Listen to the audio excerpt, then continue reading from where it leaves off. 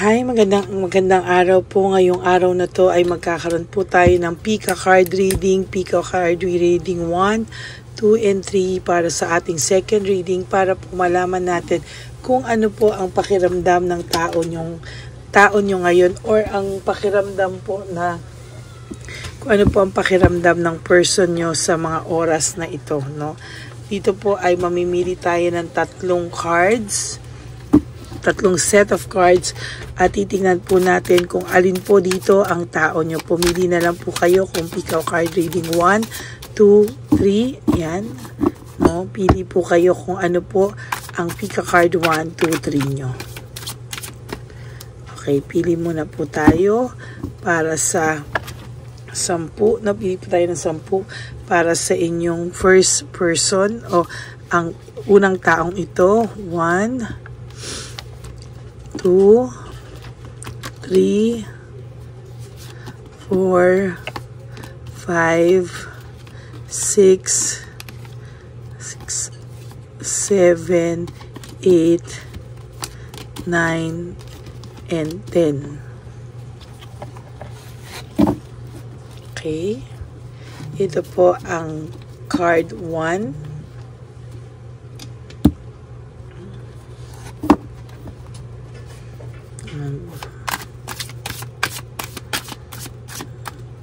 Okay.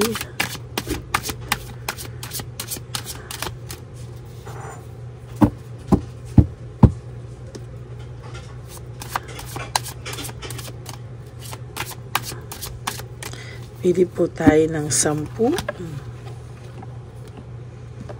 Ulit for card 2. 1, 2, 3, 4, 5, 6, 7, 8, 9, and 10.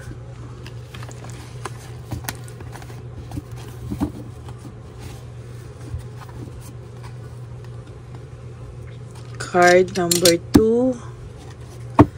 At pili na naman po tayo for card number 3.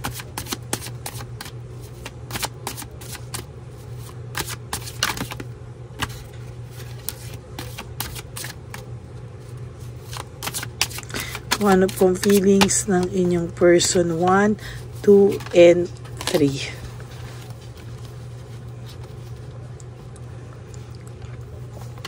One,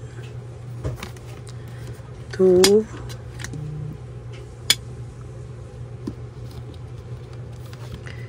3, 4, 5, 6, 7, 8, 9, and 10.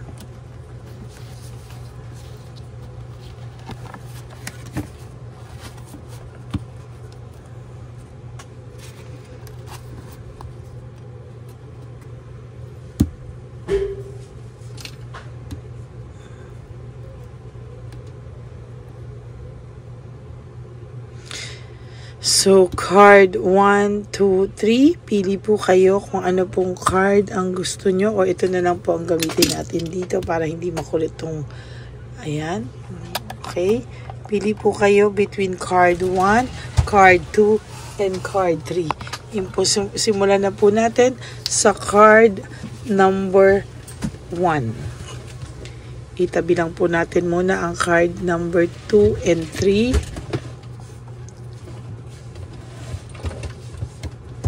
Okay.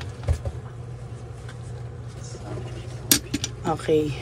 Card number 1 po. Don't put up with my bullshit. Ito po ay parang sinasabi po ng person nyo ay lahat na daw po na ay ginawa niya. Lahat na raw po ng kalokohan ay ginawa niya. Pero ikaw po ay pakiramdam niya po ay nandyan pa rin. No? Ang pakiramdam niya po so far is kahit anong kalokohan, handa mo pa rin daw siyang tanggapin. No, parang ang pakiramdam niya po sa iyo ay medyo may pagka-martyr ka daw po, no? Ang tao pong ito ay parang nakikita niya po na mahal mo pa rin daw siya hanggang ngayon. Pero sabi ko po sa iyo, ang dami po nitong kalokohan, ang dami po nitong etche-boreche, dahil po sa childhood trauma nitong taong to. Hindi po siya, sa nakikita ko po, ang taong ito po ay nahihirapan na mag-let go ng bagay-bagay because hindi niya po siya rin kayang tumino, no? Bakit? Kasi po, there is this childhood trauma, no? Growing up, hindi po siya napunta sa masayang pamilya o masayang environment, kaya ganun po ang nangyari sa kanya, sa totoo lang. Ayan, no? Fini-figure out niya po yung sarili niya. Inaaral niya pa rin po yung sarili niya hanggang ngayon. Bakit daw po hindi siya maayos-ayos? Bakit daw hindi siya hindi siya makontento, hindi siya maging maayos, hindi daw po siya maging sapat ang mga minamahal niya sa kanya, no? Lagi daw po siyang kailangan niyang aralin yung kanyang sarili. I wish I could be fully honest with you. Sa nakikita po ng person nyo ay sa nararamdaman po, ng person nyo ay kahit papano gusto niya pong maging honest sa'yo, gusto niya pong sabihin sa inyo ang katotohanan o kanyang nararamdaman, pero hindi niya po magawa. And so far, talagang ipit na ipit po siya sa katotohanan at sa pagpre-pretend lamang, no? These feelings are eating me alive. Sa totoo lang po, ang person na ito ay parang sumasabog, no? Sumasabog po siya sa kanyang mga pinagdadaanan at kahit papano gusto niya pong umayos, no? Gusto niya pong magkaroon ng peace of mind, no? Kinakain daw po siya ng pakiramdam niya na ganyan at sana daw po ay matigil na daw po yung ganyang klaseng pakiramdam kasi siya po mismo ay nahihirapan po sa kanyang sarili. To be honest with you, hindi niya po alam kung ano daw po ang kanyang nararamdaman. Mahal ka naman po ng taong to, no? Kaya nga lang po, yun nga lang po sumusobra sa lahat, no? Kaya nung kaya po nung ito ay nagkamali, nagulat ka po, hindi mo po in-expect na somehow ay kaya kanyang lokohin at kaya kanya pong saktan, no? Ang sabi niya po, wala daw ibang nakakaintindi sa kanya. No one understands me but you. Ikaw lang daw po ang nakakaintindi sa kanya. Ikaw lang daw po so far ikaw lang daw po ang nakakaintindi sa kanya at ikaw lang daw po ang matyaga sa kanya at nagmahal sa kanya ng bonggang-bongga. Pero still, hindi pa rin po makamake ng decision ang person one natin dahil gulong-gulo po ito, no? At parang sa pakiramdam niya po, lagi na lang po siyang hindi makadesisyon, magulo isip, and sa totoo lang po, hindi niya po kaya ang magdesisyon. Sa ngayon, sabi niya po lahat daw ng inisip mo about sa kanya, lahat daw ng instinct mo ay tama, no? Nagawa niya daw po, no? Gulong-gulo po ito, no? This person is, I feel, is very confused.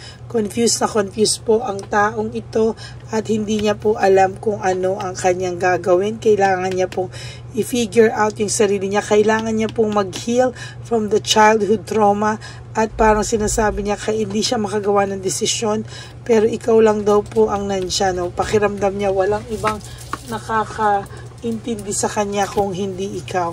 I don't know who I am anymore. Hindi na po niya alam talaga kung sino siya, saan siya magsisimula, paano daw po ang gagawin niya dahil sa ngayon po talaga ay siya po ay hirap na hirap, no?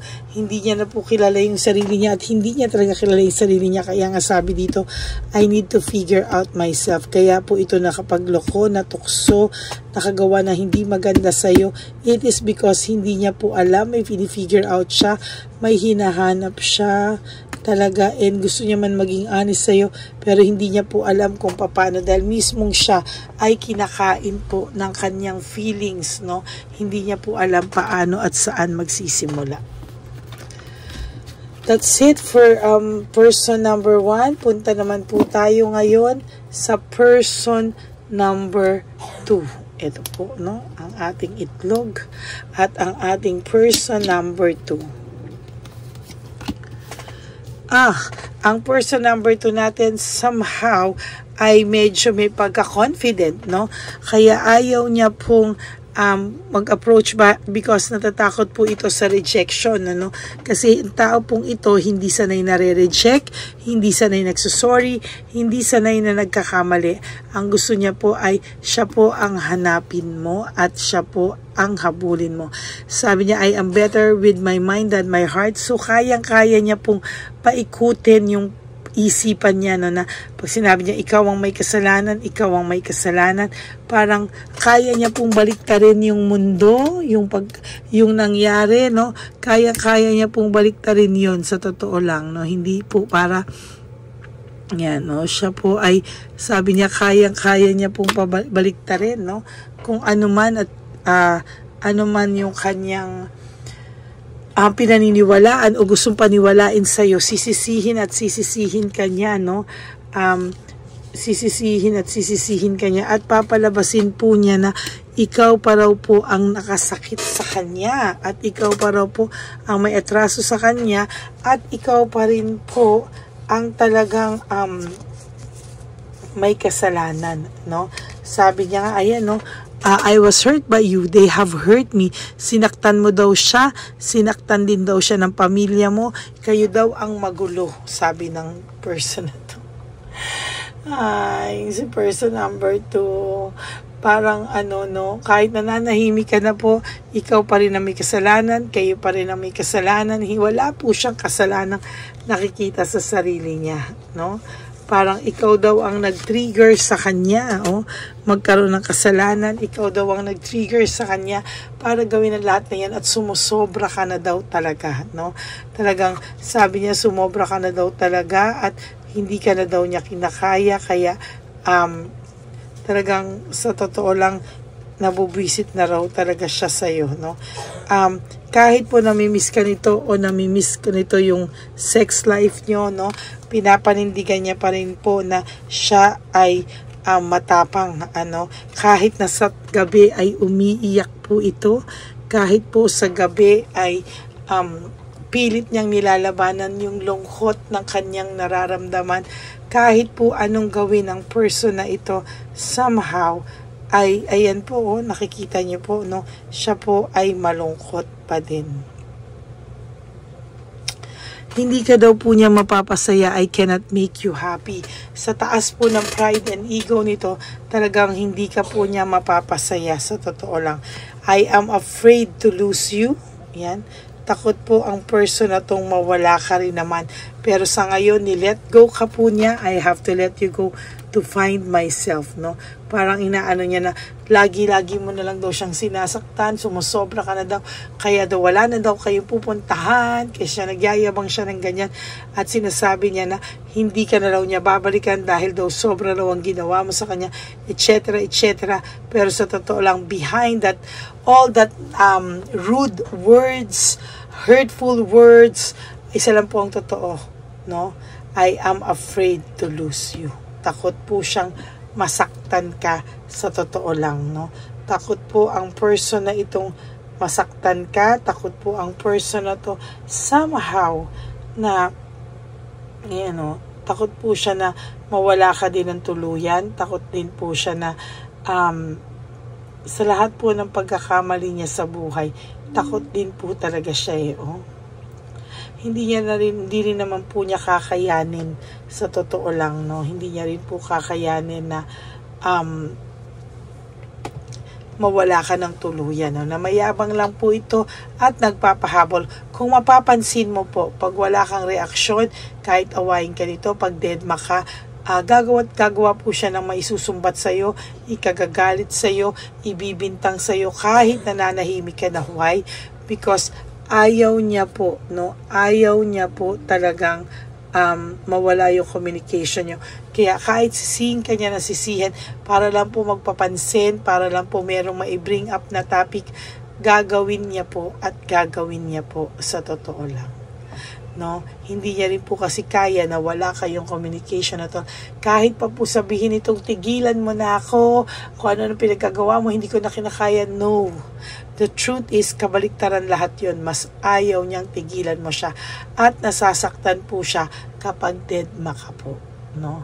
Pag deadma ka po, nako, at wala kang reaction at all, talaga pong lalo po siyang nahihirapan at nagmumukhang tanga. Kaya sa lahat po ng may sitwasyon na katulad nitong person number 2, mas maganda pong deadmahin nyo lang siya lalo para hindi po siya mapakali ng tuluyan. Okay? So that is for our person number 2.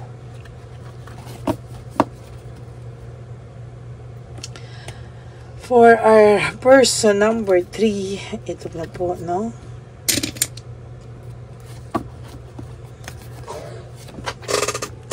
This love is crazy. Sa totoo lang po, ang taong ito po ay naguguluhan, ano? Parang nakakabaliw daw po ang pagmamahal na ito. Hindi niya po alam, hindi niya daw po ma-express ang sarili niya sa pag-ibig na ito, no? Naguguluhan po siya, sala sa init, sala sa lamig. Ayaw niya po, no, nakipaghiwalay nga po siya sa iyo kasi sabi niya, I can't express myself, I can't handle your love. Masyado daw po siyang nasakal sa'yo, nawalan ka daw po ng spark sa kanya, ng kilig factor, nawala daw lahat yan sa inyo, no? Gusto na daw niyang umalis sa'yo, gusto na daw niyang iwanan ka ng tuluyan, pero bakit daw ganon? Kung kailan ka daw nawala, hindi niya daw maintindihan, no? Hindi niya maintindihan kung bakit naman ganito pa rin ang pakiramdam niya. Why do I feel this way? Sa totoo lang po, umalis na siya. Akala niya po magiging masaya na siya. Pero bakit daw ngayon hindi niya maintindihan? Bakit naman ang pakiramdam niya ngayon ay lungkot na lungkot na lungkot? No? Nalulungkot po siya. Hindi niya po masabi sa'yo, no? Hindi niya po masabi sa'yo na sa totoo lang po, hindi niya po masabi sa'yo na bakit daw po ganyan ang nangyayari sa buhay niya. Na bakit po ang pakiramdam niya po ay, ayan no. Ayan no. Hindi niya po maintindihan bakit daw po ganyan ang pakiramdam niya sa'yo.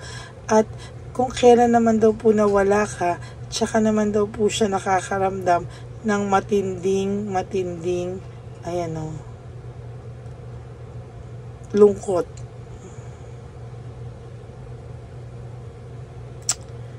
Ayan o. Kung kailan naman daw po, tsaka po siya hindi niya po maintindihan ang pakiramdam niya. Kung kailan po wala ka na, kung kailan po pinalaya mo na sa kanya, tsaka naman po siya nakakaramdam ng ganyan. Oh, ayan.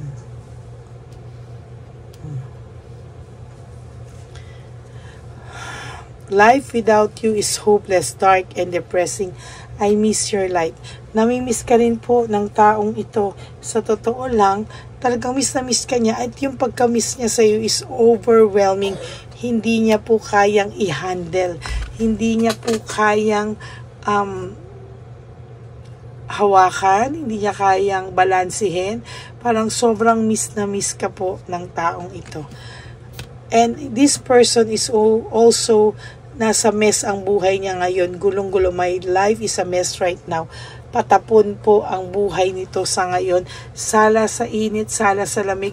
Hindi po niya alam kung ano po ba ang gusto niya sa buhay niya. Ito pong taong to ay confused at hirap na hirap pa po sa totoo lang, no? So that's it for your person number 3, and I hope na naka-resonate po kayo. Pili lang po kayo sa card 1, 2, 3, person number 1, person number 2, and person number 3. Maraming salamat po sa inyo. For those of you po who would like to have a private reading with me, you can message me po at Lady Lee Elena. That's L-A-D-Y-L-Y Elena. Nasa dulo po yan ng ating video. Chan nyo lang po ako makakontak. That's my only official and legit FB account. Maraming salamat po. And thank you so much from the bottom of my heart sa lahat po ng hindi mag-i-skip at sa lahat po ng nanood na ng reading natin na 1, 2, 3 kagabi, no? At kahapon, no? At ngayon po yung first reading kanina sa lahat po ng zodiac signs, no? May nag-request po niyan sa akin na nilike ko po kahapon, kaya ayan po, no? Sana po ay natuwa po yung nag-request sa akin yan. Ilang beses na po may nagre-request niyan, kaya pinagbigyan ko na po. No, and for those of you po who will give me a super thanks for this video, I would really love and appreciate it from the bottom of my heart. Maraming salamat po sa inyo, and sana po ay nasa mabuti kayo lahat na kalagayan. Maraming salamat po. Wala pong maliit ng malaking donasyon. Yan po lahat sa super thanks ay atin pong ibibigay sa ating mga street elderly on September 14. Yan po, no? At tayo po ay sa September 14 ay mamimigay sa mga street elderly, no? Na nasa kalye, mga matatandang nagtatrabaho pa din po.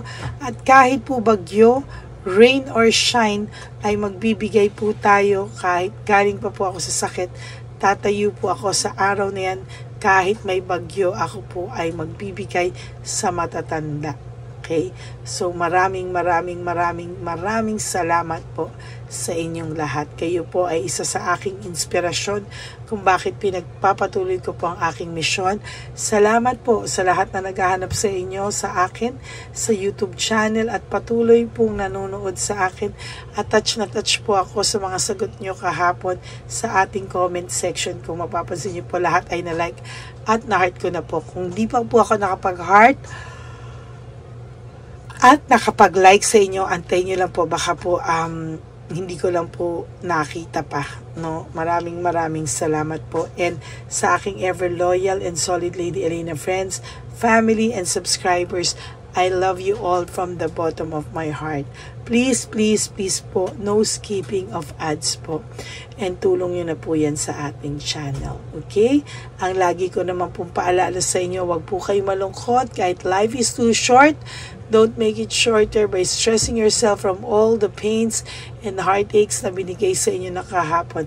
Just surrender everything to the divine universe. Just let go and let God write your life and love story. I will be back for another set of reading. Huwag po kayong malungkot, no? Ngayon po. Huwag po kayong malungkot, no? At ako po ay magbabalik sa inyo at magbibigay po ng third reading of the day. Yan. Maraming salamat po. Thank you. And I love you po from the bottom of my heart. Yun lang po, magbabalik po ako at magkita-kita po tayo ulit. Bye!